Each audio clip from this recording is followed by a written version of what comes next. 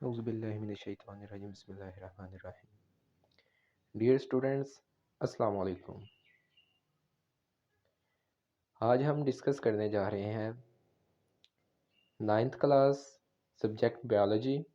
उसमें chapter number 6 है enzymes.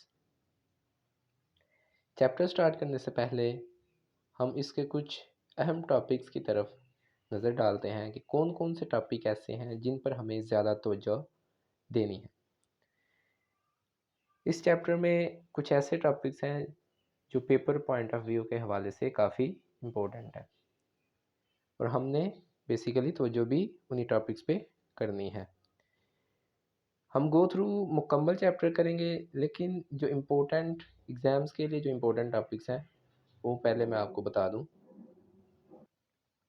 अच्छा, इसमें सबसे पहले जो चैप्टर इन साइंस है, सबसे पहले इसका इंट्रोडक्शन करना है हमने।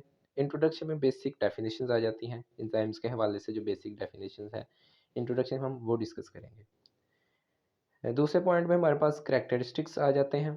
करैक्टरिस्टिक्स में हमने यूजेस करने हैं एंजाइम्स के, कहाँ कहाँ पर ये इस्तेमाल होते हैं हमारी रोज़मर्रा ज़िंदगी में, केमिकल रिएक्शंस जो हैं बेसिक वहाँ पे, या जहाँ जहाँ पे भी ये इस्तेमाल होते हैं हमने वो सारे डिस्कस करने हैं। करैक्टरिस्टिक्स में ही दूसरे नंबर पे पॉइंट है फैक्टर्स का। कौन से फैक्टर्स ऐसे हैं जो एंजाइम्स को अफेक्ट करते हैं। अफेक्ट मतलब या तो इनका रिएक्शन स्पीड अप करवाते हैं या स्लो डाउन करवाते हैं।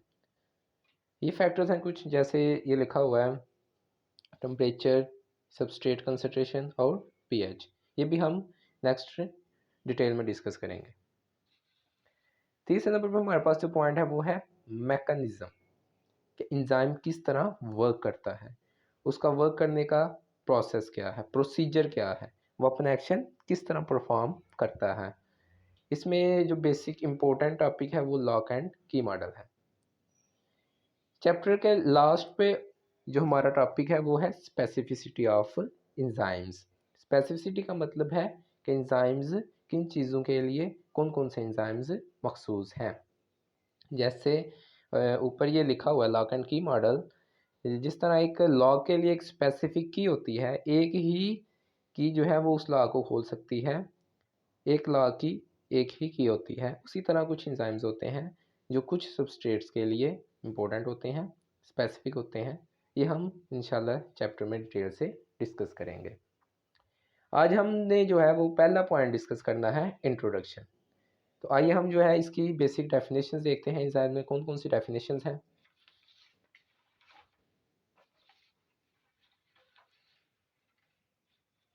ये देखें जी, सबसे पहले हमारे पास इंट्रोडक्शन आ जाता है। इसमें सबसे पहले हम एंजाइम्स की ही डेफिनेशन देखेंगे कि एंजाइम्स होते क्या हैं। Enzymes are proteins that catalyse, मतलब speed up biochemical reactions. Enzymes proteins होते हैं जो कि केमिकल रिएक्शंस को स्पीड अप करवाते हैं। वो रिएक्शंस जो हमारे जिस्म में परफॉर्म होते हैं, बायोकेमिकल, बायो का मतलब है लाइफ, और केमिकल रिएक्शंस जो रिएक्शन होते हैं हमारी बॉडी में, उनको स्पीड अप करवाते हैं। बायोकेमिकल रिएक्शंस की मुख्तलिफ एग्जांपल्स हैं। जैसे आप देख लें कि फूड को जो है वो हमारी बॉडी जो है वो ग्लूकोज की फॉर्म में कन्वर्ट करती है, तो वो भी एक रिएक्शन के ज़रिए ही कन्वर्ट करती है उसको। तो ये हो गया एंजाइम्स। कि वो एंजाइम्स क्या है, are proteins that catalyse biochemical reactions and are not change during the reaction. और खुद जो है ये रिएक्शन के दौरान चेंज नहीं होते, इनका काम होता है सिर्फ रिएक्शन को स्पीड अप करवाना। जैसे मैं आपको इसकी अपनी रोज़मर्रा ज़िंदगी में एग्जांपल देते हैं इसकी। आपने कभी घर में जो खाना बनाने वाला चूल्हा होता है वो जलाया होगा कभी, तो जब हम उसकी गैस ओपन करते हैं तो वो चूल्हा नहीं जलता, उसके लिए हमें स्पार्क की ज़रूरत पड़ती है। जब हम उसे स्पार्क की एक जो है ना वो स्पार्क जो है जब हम उसे देते हैं गैस को, तो फिर वो है जलना स्टार्ट कर देता है। तो वो जो स्पार्क है उसको आप एज अ इंजाइम ही कंसीडर करें कि इंजाइम जो है वो उस रिएक्शन को स्टार्ट करवाता है, लेकिन बाद में इंजाइम को जो है वो बाहर भी कर दें, यानी कि आग एक दफ़ा लगा के फिर आगे कोई ज़रूरत नहीं रहती, फिर वो गैस खुद ब खुद जलने लग पड़ती है। उसी तरह इंजाइम जो है वो सिर्फ स्पीड अप करवाता है इस रिएक्शन को, खुद इसका कोई रोल नहीं होता रिएक्शन के अंदर। ठीक है, इसकी आसान से लफ्ज़ों में ये डेफिनेशन लिखी हुई है, ये भी नोट कर लें, ये तो आपको नोट्स अलग से मिल जाएंगे। दूसरे नंबर पर हमारे पास आ जाता है मेटाबॉलिज्म। तो स्टूडेंट्स, जिस तरह मैंने पहले बात की है कि हमारे जिस्म को जो एनर्जी, हमारे जिस्म की जो एनर्जी होती है वो ग्लूकोज की फॉर्म में मौजूद होती है। मतलब जो हमारे सेल्स को एनर्जी चाहिए होती है वो ग्लूकोज की फॉर्म में चाहिए होती है।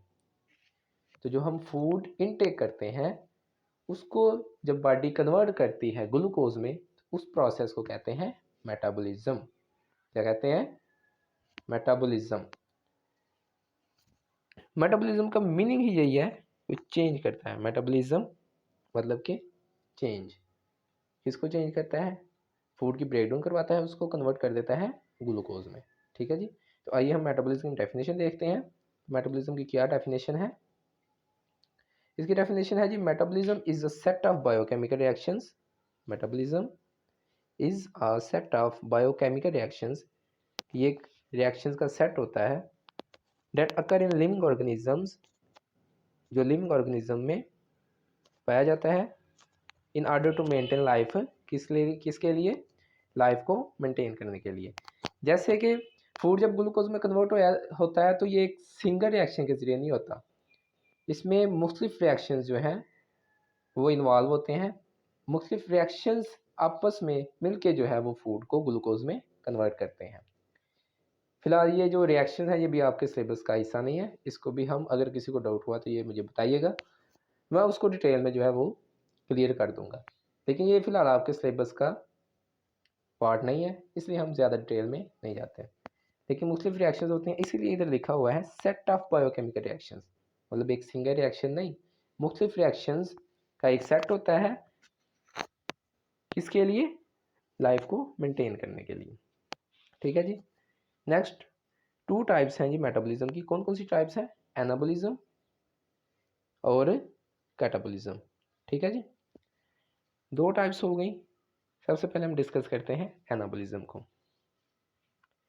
एनाबॉलिज्म क्या है जी? Anabolism is the building of large molecules from smaller once.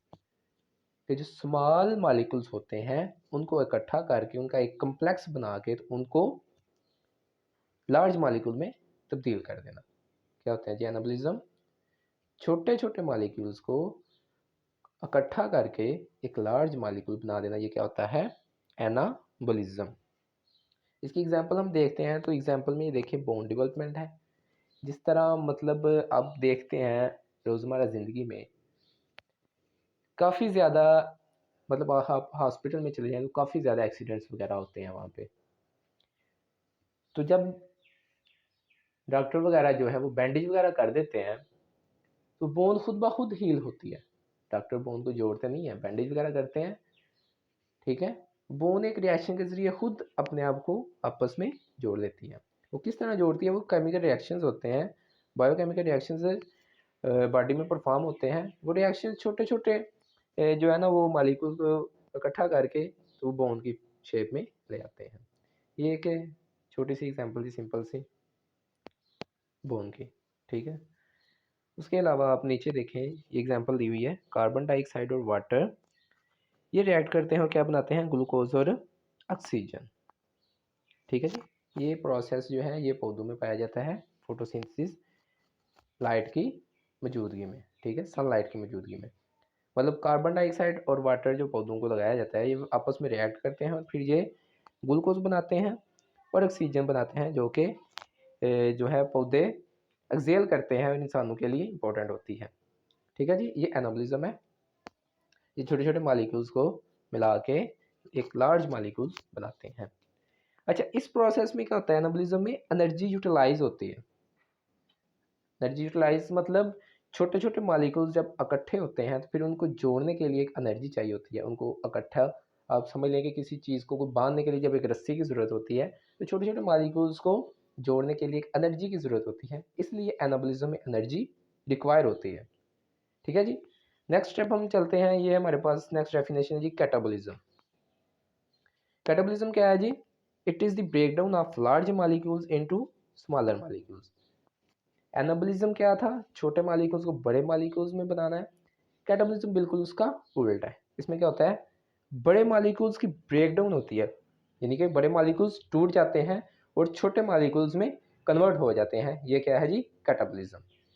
Catabolism की एग्जांपल आप देखें तो ये डाइजेशन आ जाती है फूड की, मतलब आप खाना वगैरह खाते हैं तो आप सबसे पहले अपने दांतों से उसको चबाते हैं, उसको छोटे मालिक्यूल्स में कन्वर्ट करते हैं, फिर ये नेक्स्ट जो है ये डाइजेस्टिव सिस्टम में जाता है, मज़ीद छोटे छोटे पार्टिकल्स में कन्वर्ट होता है, फिर उसमें से हम न्यूट्रिएंट्स वगैरह हासिल करते हैं। ठीक है जी, ये आपको कैटाबॉलिज्म समझ आ जाए, उम्मीद है कि आ गया होगा कैटाबॉलिज्म। अच्छा, इसमें आप देखें कि एनर्जी रिलीज हो रही है। एनाबॉलिज्म में क्या था, एनाबॉलिज्म में एनर्जी यूटिलाइज हो रही थी, इसमें एनर्जी रिलीज हो रही है। इसमें आप एग्जांपल देखें कि आपने बहुत सारे जो है ना वो दरख्तों को आपस में बांधा हुआ है एक रस्सी की मदद से, लेकिन जब आपने उनको अलग अलग करना है तो फिर रस्सी को तोड़ना पड़ेगा, रस्सी को निकालना पड़ेगा। सेम यही चीज़ है जी, जब हम बड़े मालिक्यूल्स को छोटों में कन्वर्ट करते हैं तो उसके लिए एनर्जी बाहर निकलेगी। ठीक है जी, और ये जो एनर्जी रिलीज होती है यहाँ पे, यही एनर्जी यहाँ पे एनाबॉलिज्म में यूटिलाइज होती है। क्लियर होगा स्टूडेंट्स। अच्छा, हम अब नेक्स्ट डेफिनेशन की तरफ चलते हैं, जो हमारे पास क्या है जी, सबस्ट्रेट। अच्छा, सबस्ट्रेट क्या है, हम चैप्टर के स्टार्ट से ही जिक्र कर रहे हैं जी बायोकेमिकल रिएक्शंस का। अब बायोकेमिकल रिएक्शंस में दो चीज़ें होती हैं, एक सबस्ट्रेट होता है, एक प्रोडक्ट होता है। सबस्ट्रेट क्या होता है जी, it is a starting material for a chemical reaction. Chemical reaction में जो सबसे स्टार्ट में जो मटेरियल प्रोवाइड किया जाता है वो होता है सबस्ट्रेट। उस मटेरियल के साथ इंजाइम जो है वो कंबाइन करते हैं और इंजाइम सबस्ट्रेट कम्प्लेक्स बनाते हैं। ठीक है जी, इसकी हम प्रॉपर डेफिनेशन देख लेते हैं। In biochemical reactions the molecules at the beginning of the process at which the enzyme acts are called substrates. ठीक है जी, जैसे ये हमने एग्जांपल लिखी थी, ये देखें सबस्ट्रेट है जी, फिर यहाँ पे इंजाइम एक्ट हो रहा है, इंजाइम इसके साथ एक्ट करेगा और इसको सबस्ट्रेट को कन्वर्ट कर देगा प्रोडक्ट में।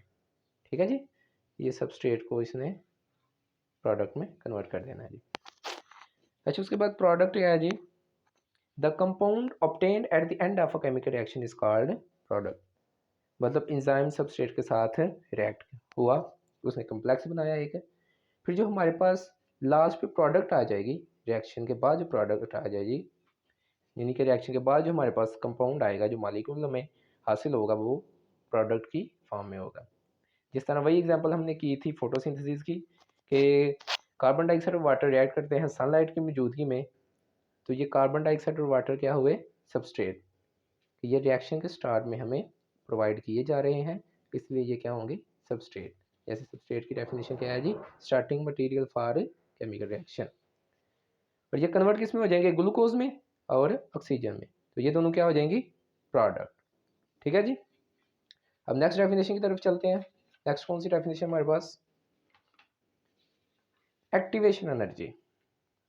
एक्टिवेशन एनर्जी क्या है जी हमारे पास, जिस तरह हमने पहले एग्जांपल की थी जी, जिस तरह हमने चैप्टर के स्टार्ट में बात की थी, मैंने आपको एक चूल्हे की एग्जांपल दी थी, तो अगर आपको याद हो तो मैंने उस एग्जांपल में बात की थी कि जब हम गैस ऑन करते हैं किसी सिलेंडर से, तो गैस जो है वो बर्न करना स्टार्ट नहीं करती, आग जलना स्टार्ट नहीं करती, उसके लिए हमें एक स्पार्क की ज़रूरत होती है। मतलब हम किसी चीज़ से उसे करंट देते हैं तो फिर वो गैस जलना शुरू कर देती है, उसके बाद हम करंट रिमूव भी कर लें तो उससे आग बंद नहीं होगी, वो जलना शुरू कर देगी। सेम ये चीज़ है जी, ये एक्टिवेशन एनर्जी सेम हमारे वो करंट का काम कर रही है इसमें। इसकी डेफिनेशन में पहले हम देखते हैं जी, the minimum amount of energy required to start a biochemical reaction.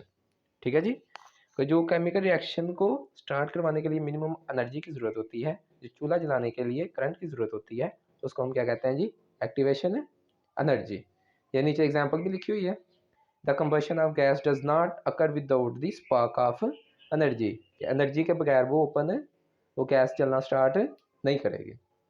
ठीक है जी, तो डियर स्टूडेंट्स, ये कुछ बेसिक डेफिनेशन थी, ये हमारा आज का टॉपिक 1 जो इंट्रोडक्शन था वो मुकम्मल हुआ। इसमें अगर किसी को कोई डाउट है तो मुझसे पर्सनली कांटेक्ट कर सकता है, व्हाट्सअप नंबर दिया हुआ है डिस्क्रिप्शन में, उसमें आप कांटेक्ट करें मुझसे। मैं उसके कॉन्सेप्ट इंशाल्लाह जिस तरह भी हो सके मैं बेहतर से बेहतर कोशिश करूँगा कि आप लोगों को समझ आए। आज के लिए इतना ही। मुलाकात होती है हमारी नेक्स्ट वीडियो में। नेक्स्ट हमने जो है अपना दूसरा टॉपिक कवर करना है, कैरेक्टरिस्टिक्स ऑफ एंजाइम। अपना बहुत सा ख्याल रखिएगा और दिल लगा के पढ़ाई कीजिएगा। अल्लाह हाफिज़।